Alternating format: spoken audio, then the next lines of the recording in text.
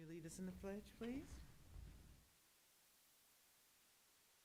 Pledge allegiance to the flag of the United States of America and to the republic for which it stands, one nation, under God, indivisible, with liberty and justice for all.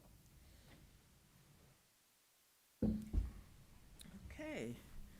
And proper notice has been given as required by our Ohio Revised Code 121.22. And first thing we're going to do on our agenda is approve our board meeting minutes. And those minutes are from May the 12th, 2020, and May the 14th, May 2020. So I need a motion, please. Everyone should have received the minutes. Has everyone had an opportunity to read those? Yes, Okay. at least I have. With that, then, I'll make a motion that we approve both sets of meeting minutes, the May 12th meeting minutes as well as the May 14th meeting minutes. I'll second that motion. Any discussion? Any changes or revisions? Okay. All those in favor? Aye. Aye. Anyone opposed? Anyone abstaining? That motion carries. Next on our agenda is equipment allocation for the August 4th special election 2020. And Sherry, you want to give us an update on that, please? Sure. In your packet, you have a spreadsheet entitled August 4th, 2020 Special Election Equipment Allocation. This is the staff recommendation for the special election.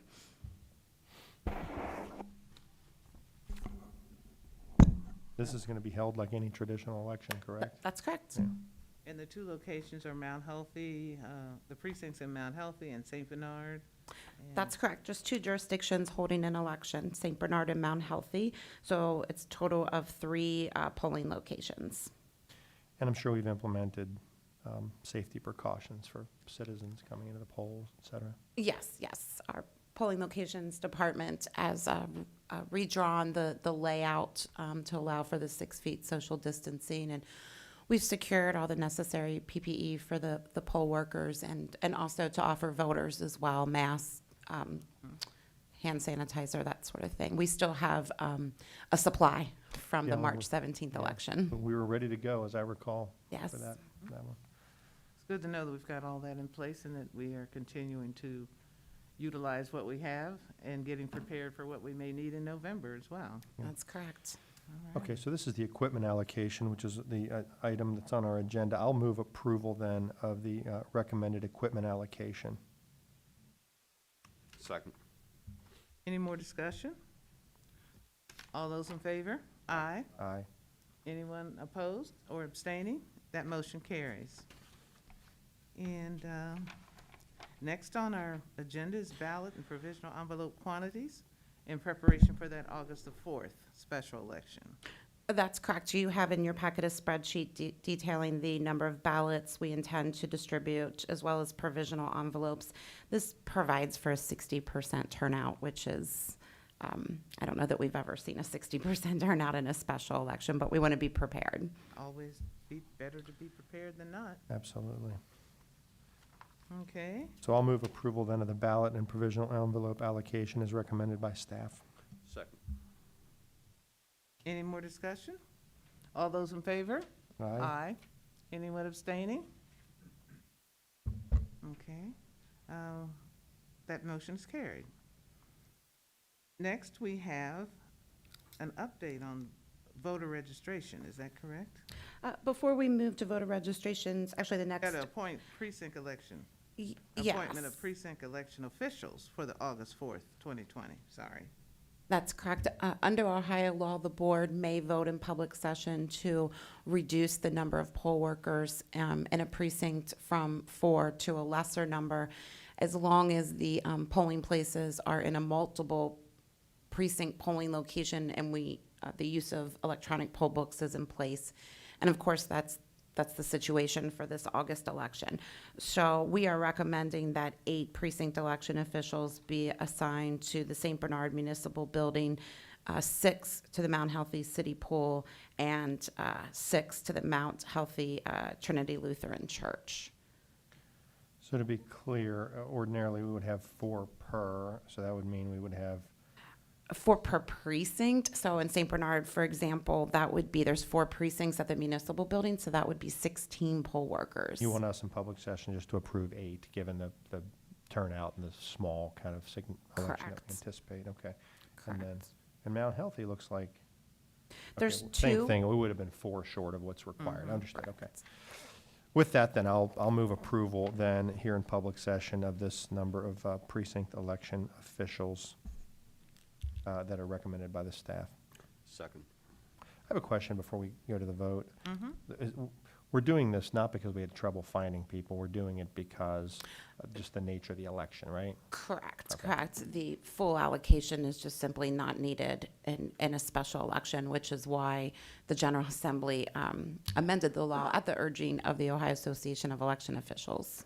Yeah, because sometimes it would just have a bunch of people sitting around, right? Exactly, exactly. And our full-time staff will be working that day. You know, if we would have someone, you know, have an emergency not show up, we can easily replace them in a special election. Okay. Fair enough, okay, that's my motion, I think. And again, voting starts as normal, even though it's a special election. Starts at 6:30. That's correct. Polls were open at 6:30 Open a.m. to and 7:30 close at p.m. 7:30.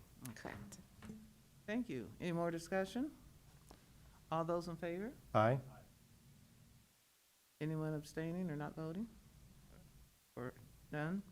That motion carries. Aye, no, aye. Let's say aye. We did, didn't we? Yes. Okay, that motion carries. Whew, trying to catch up on some stuff. All right. Now we get down to a review of voter registration. Yes, Chuck Eckert, our registration administrator, will be presenting those to the board.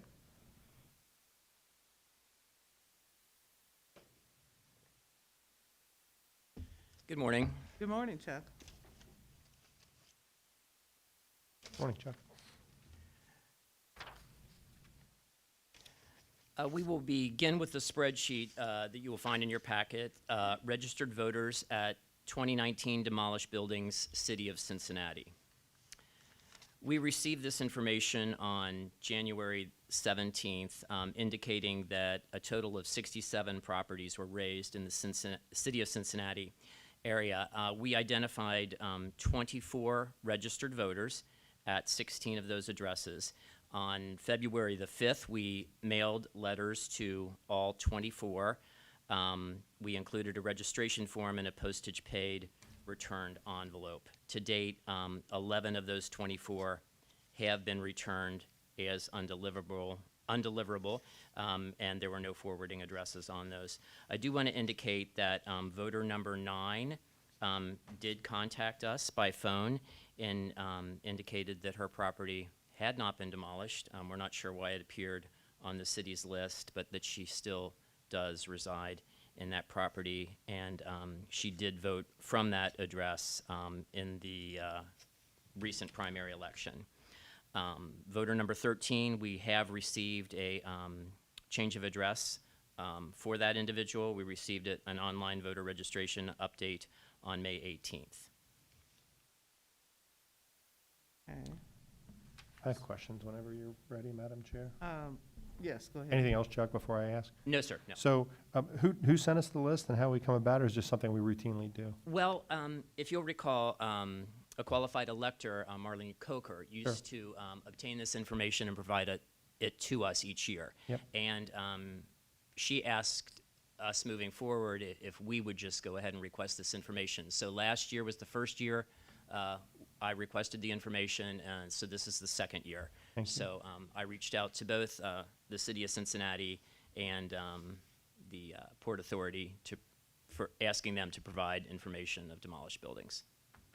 So I notice Ronald Wallace, I'm sorry, shouldn't put their name, I guess, in the record, but anyway, the voter number 13, the one that's highlighted in yellow, Yes,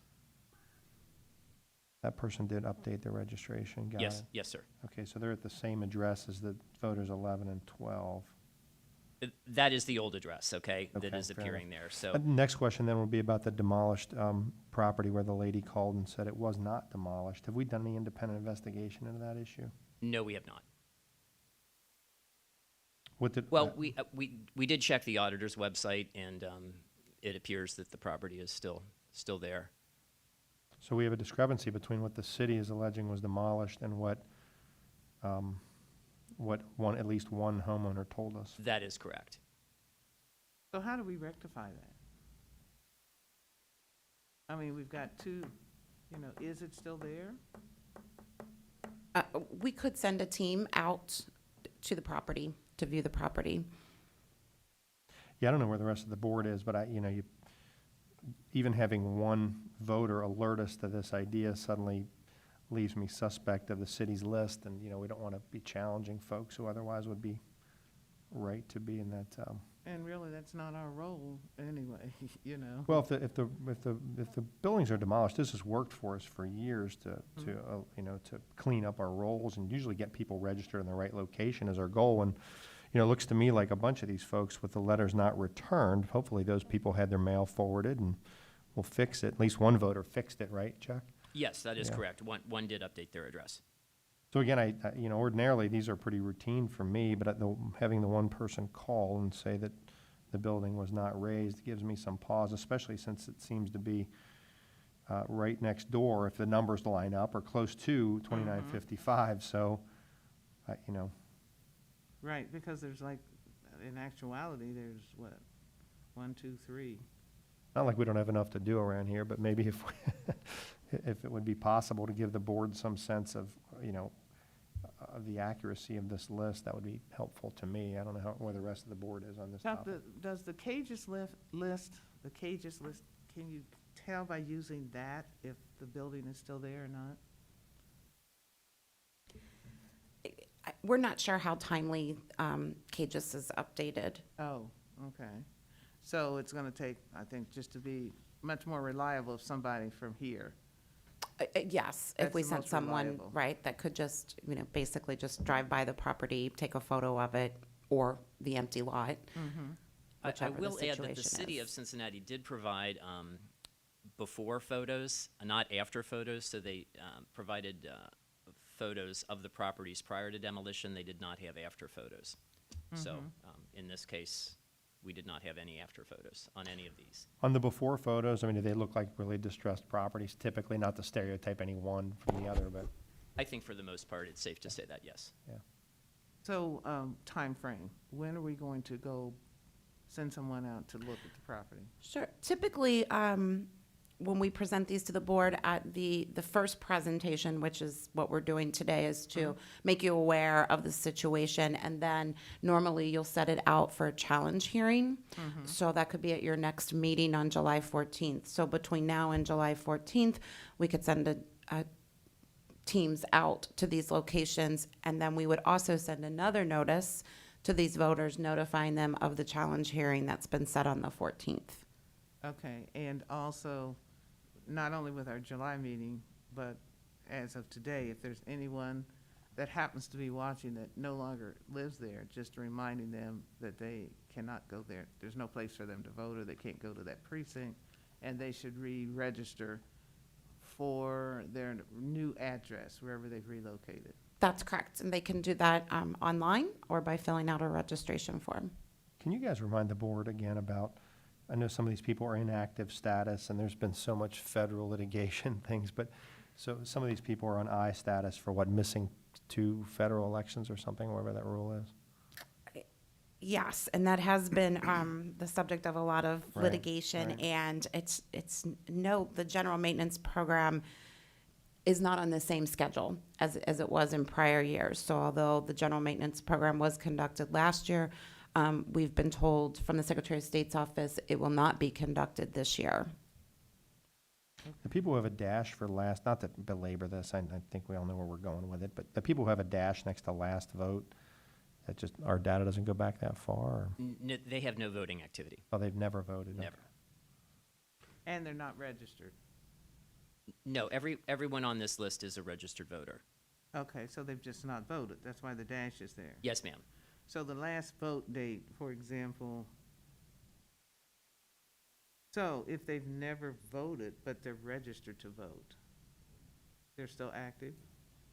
Yes, I mean, they could have filed a duplicate voter registration, they could have signed a petition, there could have been some other type of activity Okay. other than voting. Okay. Just, I find it interesting, the upper part of this list, which is the voters where the letter was not returned undeliverable. Those voters seem, we have at least a number of them, have voted relatively recently Right. compared to the ones further down the list. To Alex's point, if we send people out to look, I'd want to ask them to not just look at that one where the voter reported that the property was not demolished, but just at least that upper part of the list, just to verify the accuracy of what we're getting from the city. Yes, to be clear on the board's intent, shall staff visit any location where our notice was not returned? Yeah. Yes. So if the letter was returned, the initial letter that was mailed in February was returned as undeliverable, does the board wish for staff to visit those sites as well? Do you want us to visit all of them, or just the ones where the letter was not returned? I think we should visit all of them. Just take a day and just go. It's not like it's a whole city. Yeah, I tend to agree, only because to me, this would be a good opportunity for us to sort of audit what we do every year, and if it comes back that the list is half wrong, that would be good to know, or if it's, if they're off by one, but, I guess they could, well, they're already gonna be, it looks like it's Sydney Avenue. Right. That one person who updated, I don't know, they have to go there, that probably saves them one trip, but I don't know. I would suggest that we just do, visit all sites, just as in the final analysis. And then that will be part of our report that we receive in July. Yeah, that's my thinking too. And we're just talking about the city list, not the longer, There's another list here. I didn't even look at that Well, one. there's one by the land bank, which they have indicated properties that they have demolished. Am I correct in looking at this spreadsheet? That's correct. Oh, so you know what, I didn't even look at that list, I was only looking at the 24, so, So with the land bank's data, it seems, I feel very confident if their data says the building's been demolished, it's been demolished. And Chuck, is it correct that the notices that were sent to each voter on the list regarding the land bank, all of those letters were returned as undeliverable? Correct. We mailed to 45 registered voters on February the 12th. Again, the letter with a registration form and a postage paid envelope, and all have been returned as undeliverable. Number 32 came back with a forwarding address, so we remailed to that voter and have had no response. And number 5, we did receive an address update. That voter voted provisionally in the recent primary election. So we have an updated address for that individual. So I'm, in my mind, right, again, sorry, I missed the second list. I didn't realize it was a land bank list. The land bank list, I'm seeing it differently. And I'm knowing, with a little bit that I know about the land bank, on that one I'm prepared to act on, I think, especially looking at how dated some of these votes are. And every single one came back undeliverable, which That's pretty conclusive. it is for me, so I don't know where the rest of the board is, but I'm looking to treat those a little bit differently. Those, and again, so it's clear to anybody who's watching, we're not striking these people from the rolls. We're simply challenging them at the polling location. And it really, at the end of the day, it can work for them because they can vote provisionally in that old location, or they can be sent to their new location. I'm sorry, they're sent to their new location where they can vote provisionally. So their right to vote really isn't affected. As a matter of fact, it's being protected to be sure they're voting where they actually live, and their vote could be counted if they're verified as a provisional voter. So in that sense, we're not taking anybody off the rolls. We're simply trying to make sure the rolls are accurate. So when you That's say, correct. Yeah. so when you say returned undeliverable, that includes it being forwarded, or just went to that address and then came back? It means there was no forwarding order on file. Oh. If there was a forwarding order on file, it would have been sent to the forwarding address. But these Okay. all came back as undeliverable. So it's possible that there was no forwarding order, or possible that the forwarding order had expired. Sometimes it indicates on the envelope if a forwarding order has expired, and provides us with another address. If we get that information, we send to that new address. But in this case, that was not the case for any of these. They all came back as undeliverable. And that's with the land bank Yes, ma'am. list. Yes. So when we look at the city's list, where the letter was mailed, but it has not been returned,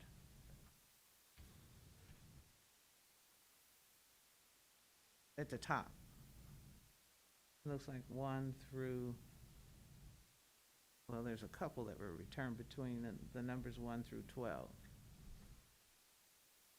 Am I looking at this correctly? On the city list, yes. Mhm. There were a total of 11 of the 24 that were returned as undeliverable. So, And there was letters mailed, but nothing was, except for 2. Wait, 1 was returned undeliverable. I'm sorry, I'm looking at the top of this. At the address on the numbers from 1 to 12. No, 1 to 8, it looks like. okay, 1 through 7 were not returned Yes. to us. Mhm. Number 8 was returned as undeliverable.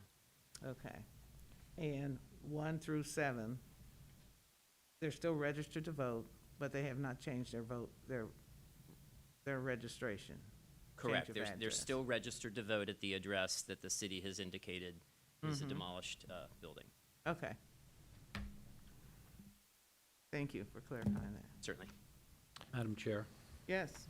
Chuck, you mentioned that the city sends us a before picture. Could you request of them an after picture as well going forward? I can, going forward, yes. It might help us alleviate the need to drive by That would be great if The they the can land bank does provide both before and after photos. And so we have before and after for every one of the 44 on the second list? Yes, sir, we do. All right. Mm-hmm. So what do you think the turnaround time would be? Would we have access to that information for a July meeting, the before and after? On the city buildings that you want us to Yes. inspect? Yes. Okay, and if they are not able to provide that picture, that photograph, then we would need to go out and verify it ourselves. Oh, I'm sorry, I misunderstood you. You're asking me if the city could provide it? Yes. Well, I don't believe the city has them because I asked for them, my initial request was to provide before and photo? after pictures. Mhm. When I initially requested this information, I asked for a list of all properties demolished and Mhm. before and after pictures. And you- So, and they did not provide after pictures, so my assumption is that they didn't have them. Okay, so that goes back to the earlier discussion. If they don't, we've already requested that, and they have not been able to provide that. So that leaves us with going out. Am I correct? Or can you make a second request, and then, if necessary, then we go do a drive-by? We can do both. We can make a second request. If they do not have those photos, then we can send a team out, and we can Okay. do that in time before your next meeting on July 14th. I think that's important, too, for that second request, because when you look at the date that our letter went out and what's happened since that time, there's been a lot of changes, and a lot of people haven't worked or not working or on furloughs. So if they can provide that information, that would help us. That's a good point. Okay. Anyway, so, I didn't mean to interrupt you. No, that's Okay. fine, I'm saying. So by my calculation, the 2019 demolished buildings list, a quick count, looks like 16 properties when you combine them all together. So hopefully that won't take too long. Pack a lunch or something, but anyway. I'm prepared on that one. I guess I can make my motion on that one, just to table that. On the other one, Which one is that one and which on one the is? demolished buildings, Okay. Cincinnati, City of Cincinnati list, the smaller list. I suppose on the land bank demolition, I mean, do we need to set that for a challenge hearing procedurally? Or do you want us just to act today? I mean, I'm prepared to act on that based on the information I have, but if we think we should set them all together for a challenge hearing? I think you should set them for a hearing and notify the voters. If they don't show up, then Fair you'll enough. know. Right, so sounds- that'll be That my, sounds reasonable. that'll be my motion, then, we just set all of these for a challenge hearing at the board's next meeting. I'll second that motion. Any more discussion? The only thing I would, Yes. sorry, before No, we. no, go ahead. So it's clear, I just want the board to understand, this is just my position, I don't know where everybody else is on the board. visiting the 16 properties on the demolished buildings list would be my preference. On the land bank ones, I don't see any reason to have our board staff running all around the county for that. I don't either. I concur with that. I concur. Does that help you or make it Yes, clear? very Yeah. much, yes. Yeah. We will send staff to the 16 properties on the City of Cincinnati demolished buildings list, provided the city is unable to send us after photos. Okay. Thank you. Sorry, there was a motion and I Okay, interrupted. so before. can you repeat your motion again, just for It was the just that record? we set all of these voters for a challenge hearing at the board's next meeting. Mhm. July 14th, Mhm. okay. Any more discussion? Excuse me, but obviously not the two on there that have updated The their two that have addresses. updated, right, correct. Okay. Motion, second? It's been seconded. Any more discussion? All those in favor? Aye. Aye. Anyone abstaining? That motion carries. Thank you. Thank you, Chuck. Welcome.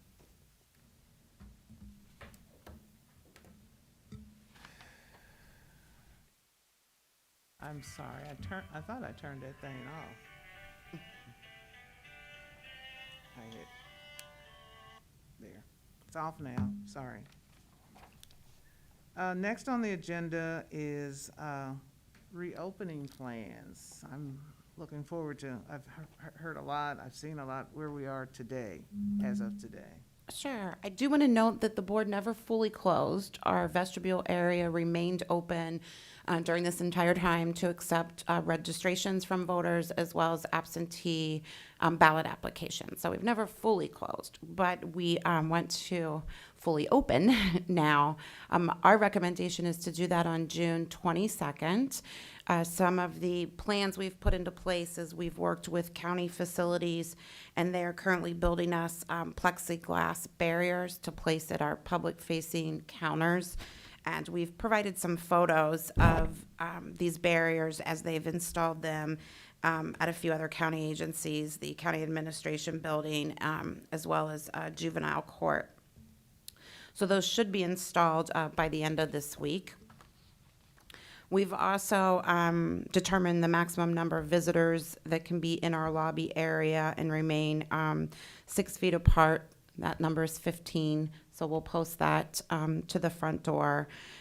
We are also in the process of acquiring the stand here signs, wait here signs we've all become accustomed to on the floor, so those will be installed in our lobbies. In our lobby area, of course, we have masks and hand sanitizer that will be offered to visitors. We're going to encourage candidates and campaigns to schedule appointments to meet with our petition filing staff, our campaign finance specialists, and when they'd like to use the public terminals to be pre-checking. Fortunately, there's really not many candidates left to do that for this year, for November. But, you know, next year's right around the corner, and there's a lot of candidates that run in 2021. So we're asking them to make an appointment. We can have up to 3 people currently at our public-facing terminals and be spread out 6 feet apart.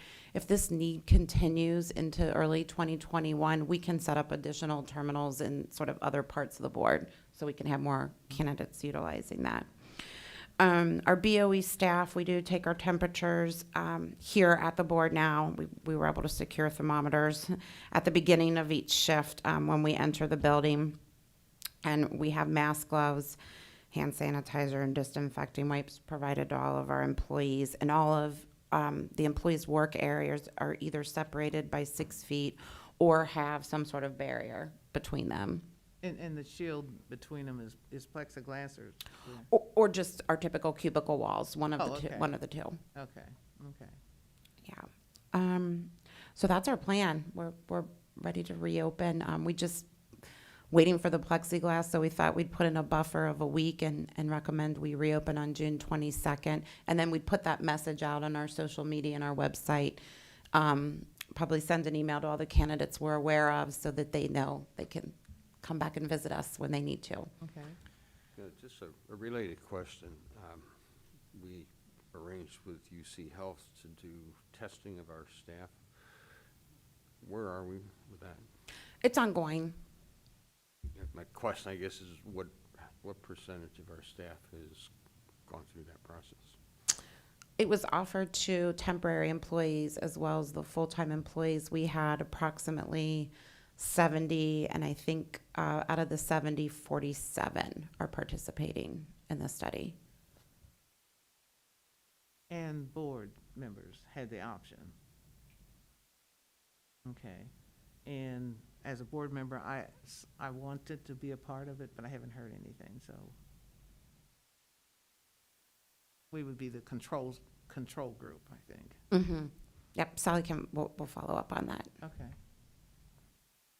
So if everything is ready to go and the barriers are installed, that date is concrete. But if it's not, then we would change and modify the date if something should happen. If that's what the board desires. That's what I Yes. would, yes, that's what I'm expecting. Yeah. We expect it to be in place in plenty of time by 22nd, but we'll keep you updated. Okay. There's another thing. You may have mentioned it. Almost every place I go, when I go, which is not that often, you know, but like in doctor offices and et cetera, they have this with the pens that are clean, and then they have this one with a writing pen that's been used. Will we have something set up like that? We can have something set up like that at our public counters, That's what I correct, would for like to- visitors. I Mhm. think that would be good to do. Mhm. And I've noticed that when individuals see that, they really appreciate the fact to know that this pen is clean, and this is where they put the one that they use there, unless they use their own. So will we, for visitors coming in, will we take their temperatures or not? Or just make sure they are well? We do not have plans to take their visitors' temperatures. So do we ask them if they are symptomatic or asymptomatic? We do not, staff does not have plans to do that.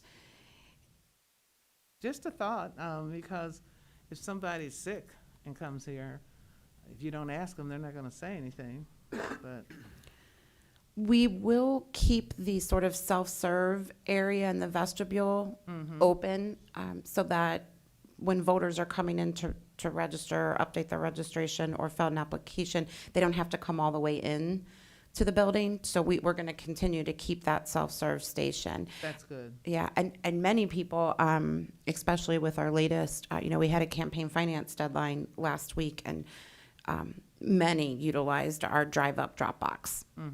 Great, okay. Yeah, so they're finding other ways to work with us and not having to come all the way into the building. Okay. That way it keeps the staff safe as well, and, Mhm. okay, thank you. Any other questions about the reopening plan? So, Just so it doesn't come as a surprise to anybody as we move forward on this, I expressed this to the director when I came in today.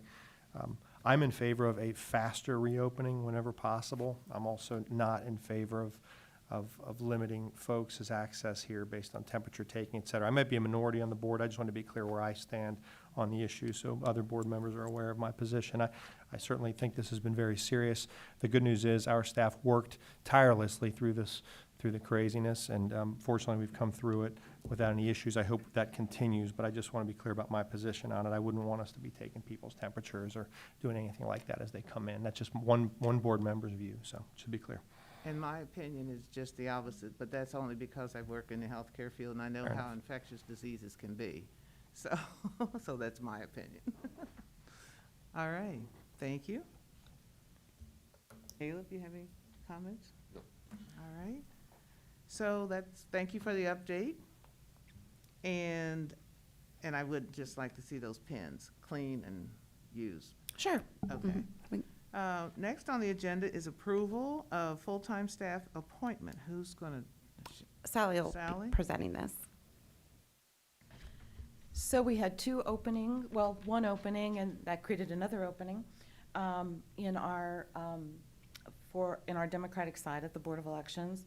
So the first opening is the elections administrator for the absentee voting and poll worker department, and we're submitting the appointment of Jeremy Jamar for that position. Jeremy's been in our operations department. He's been here for 10 years, and he interviewed with Gwen and Caleb, so we're recommending Jeremy for that appointment. And then we also interviewed Phelps Jones to fill then Jeremy's position in the operations department as the election specialist. So we submit both of those for your approval. And just as an FYI, Mr. Jones has been a seasonal person, so he has some familiarity with the system Correct. and was able to demonstrate by his skills that he should be and would be qualified for this position. Correct. It's Um, always, oh, go ahead. Go ahead. I've always enjoyed the idea that when you guys are making a hire, that maybe I make the motion. I Okay. think it sends a good signal that we're working together on these things. So unless you want to, Caleb, No, go right ahead. I'm happy to make the motion here that we appoint Jeremy Jamar to the Elections Administrator position, a much-deserved promotion from where I sit, and congratulations to you, and the appointment of Phelps Jones to Elections Specialist in the Operations Department. I'll second that motion. Any more discussion? All those in favor? Aye. Anyone opposed or abstaining? And that motion carries gratefully. Congratulations again, And Jeremy. congratulations, Jeremy. Congratulations. And if Phelps is watching, congratulations to he as well. And I just want to say the screening process was very intense, as always, and a lot of questions were raised, and both Jeremy and Phelps survived the interview. So Yeah. we're glad to have you both on board. We have a world-class staff here. I'll just, since we're on the topic briefly, had occasion to just sit with our Secretary of State and his top administrator last week informally, and we really are a model in the state, and I believe that wasn't just talk. I think that's true, and it really is because of our great director, our great deputy, and our top-notch administrators who make this place go. So just thought I'd offer something positive today. Well, and it's very positive because we're visible at Yeah. every state meeting. And if you attend those meetings, I mean, all of us have, at some point. It's very clear that you can see the forward-thinking, forward BOEs, those kind of stand out and they excel. And all of our folks that go from here, I'm just so proud of you when I see you out there. So we're setting an example, and you're absolutely right. We're a model for the state. Out of the 3 Cs, and I may be a little biased here, but I think that we are would be number 1. All right. And talking about that, are there any plans for the summer conference? Are you aware of any? Because Yes, the summer conference will be a virtual Okay. conference. Yeah, so we will not be meeting in person. I expect there to be more information in August. okay. A 2-day event is what I've been told, but it will be virtual. So you can sort of That's pick and smart. choose which sessions you'd like to Mhm. participate in. Okay, great. All right. Any other business? I just wanted to give board a brief update on what we're doing to plan for November. We have letters that are going out to our polling locations this week. They all are under contract through the end of December. We do 2-year contracts with our polling locations. So just reminding them that we are planning on using their facilities again in November. We did take another look, and we make sure that we will not be having any polling locations in senior living facilities. So we made that adjustment in March, and we'll continue with that through the November election. We also have letters going out to all of our poll workers who either worked or were trained in November of 19 and for the primary, basically conducting a survey. Are you willing to work this coming November? Because if they're not, we'd like to know now. And also, part of that, we're taking a look at our poll worker online training. We've used this for about 4 years now as a refresher. So it's in addition to in-person training that the poll workers attend, but we're tweaking that and hope to use it in lieu of in-person training for experienced poll workers. We're going to try it out for the August election. So the poll workers that'll be working in August, they were all just trained in February of this year. So rather than having come in person to be trained again, we're going to have them take a course online. We're, the poll worker department, Jeremy's department now, is working on modifying that, making it more interactive, more videos, taking a quiz at the end, so there will still be that pass-fail. They'll still have to, pass the quiz in order to work. So that's our plan for August, and then looking at implementing that in November for poll workers who are experienced only. Obviously, new poll workers, we would still train in person. So part of that survey is asking the poll worker if they have access to the internet and would be able to do that. So we hope to get those surveys out by the end of the week. And we are talking with our landlord, who also owns the property right across from us. There's some space that looks like it's becoming available, so we're looking to see if we could lease some additional space right next door to us, just temporarily through the November election, to move some processes over there that would help us expand a little bit the early voting room, and trying to keep the 6-foot social distancing, it makes it difficult to process the voters that we normally do. So we're looking at renting additional space just for the November election cycle. Any questions? I'm so glad that you're giving us this update, because one of the concerns I've had, and I see that we're not doing that, is we're not bundling or consolidating a whole bunch of precincts in one area. That the model that you're using is going to be one that seems accessible, but still not uprooting the neighborhoods that much when they go vote. Yes, our intention would be to run this as we would any other presidential election. We want to have the same number of polling locations. Of course, that depends on the workforce as well. So, we're really needing to beef up our poll worker recruitment efforts. And I think the results of this survey that we should receive back in a few weeks will help to know that. It's my understanding when places where they had to consolidate polling locations, it was mainly due because they just didn't have enough poll workers. Right. So we're actively recruiting for new poll workers. absolutely, I was hoping we would be doing that, and because, people change, people may not want to be poll workers inside, but there's a lot of younger people that would like to do that, and even if they were in college, they could take that day off if they chose to do that. So I'm glad we're actively recruiting. as well. absolutely, always. And I think we may approach you to do the similar thing that you did in March of putting out an appeal. That was really successful in getting additional people here in the last minute who did get trained but did not have an opportunity to work. So we may be coming to you, Gwen, and Alex to kind of do the same appeal. Absolutely. We were thinking maybe even a video that we could then push out on social media. Love to. I agree. Stand 6 feet apart and do a What's video. that? And just a reminder, the secretary has a Ready for November task force, and their next session is at 10 today. Oh, okay. And you can watch that live on the Ohio channel. Can you dial in? You can just watch it, from your computer. What We can about give on you, your- we can what about on share your the link mobile with unit? you. Okay, all right, okay. And by the way, I like these safety measures, the media, the visuals that you're using. I really like those.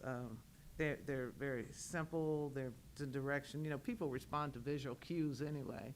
So I think it should be very effective in helping people understand what our safety measures are, and to also that we continue using those.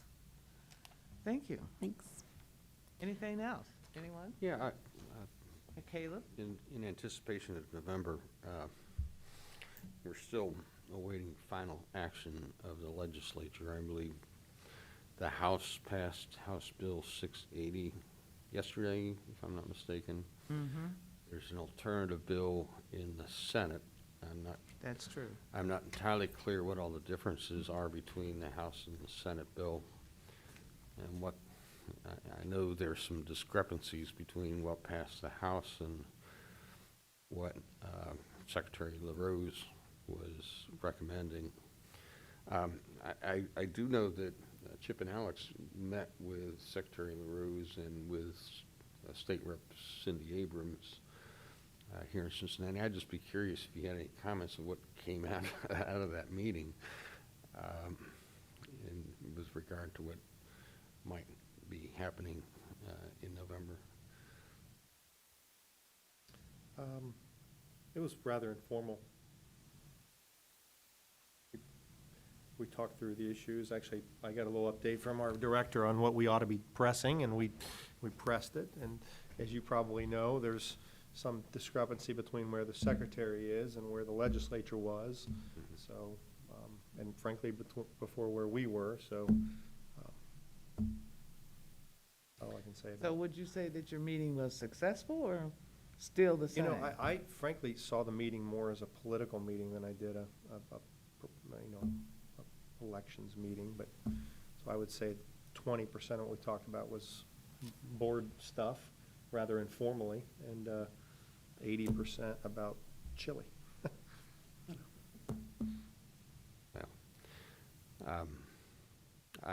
So I when- personally thought, When did that meeting, I mean, was that a meeting that perhaps the board should have been a part of, or was that just a personal meeting? Personal meeting. personal meeting. Okay. I was invited in my capacity as chairman of the GOP, really, and a meeting I have often with statewide elected officials. I don't know, I personally was pleased with what the secretary was recommending. And I hope in reconciling between the House and the Senate that we can make a little more progress. The House bill did make some improvements over what they had originally proposed, I saw that as well. but they still didn't go as far as what the secretary was proposing. And I'm hopeful that before all is said and done, that we can make a little bit more progress. But I think if we can make a little more better progress from a bipartisan perspective, it's going to be good for the voters, would not smell or have any hint of any kind of voter suppression, and would be applicable for all voters, making it easier and accessible and safe as well. the one thing I was kind of disappointed is we allow voters to register to vote online. If we allow them to register to vote online, it seems logical then to allow them to ask for an absentee ballot application online. That just, it doesn't make any sense to say you can register, but you can't ask for an absentee application. If I'm not mistaken, I think that is part of the House version of 680. I haven't checked. I know it's It didn't make it into the final. not making it into the final. I did not know that. Okay, That's I thought it my had, point. so. Yeah. And I agree. I think, you know, if you don't have a computer, then you can't do it online, or if you have a phone, you can do it mobile-wise, but So as it stands under 680, as it's passed, it's not law yet, there's still a paper requirement on the absentee ballot application. That's correct. Okay. But hopefully before this is all finalized, those little those areas can be fine-tuned. That's my hope. All right, thank you, Caleb. Any other discussion? Not from staff. Okay. I'm gonna kind of put Jeremy on the hot seat. Do you have anything that you'd like to share as, what you plan to? Thank you. Would love to hear from you. Sure. I do just want to say thank you to the board and director and deputy director and administrative staff here. My 10 years of a young career here, I think you've seen me grow, put in positions of uncharted waters, taken back to the poll books and to the new voting system. And I think you'll see that, especially with going through this primary election, we kind of been put through the fire. And you'll see in November, that I'll be able to take that head on. So I just want to thank you guys for the vote of confidence. Thank you for everything you do in support of the staff here. And I'm ready to go. Thank you. Thank you, You've had Jeremy. a great run here, Jeremy. Congratulations. Congrats. And the fact that you survived the baptism by fire and still want to be a part of the movement, Yeah. I commend you. Thank you. Thank you. Any other comments? Need a motion then to adjourn the meeting? Just to be clear, we're back July 14th, regular meeting, right? Great. That's correct. I have nothing else. I'll move to adjourn. Second. All those in favor? Aye. Anyone abstaining or opposing? The meeting is adjourned at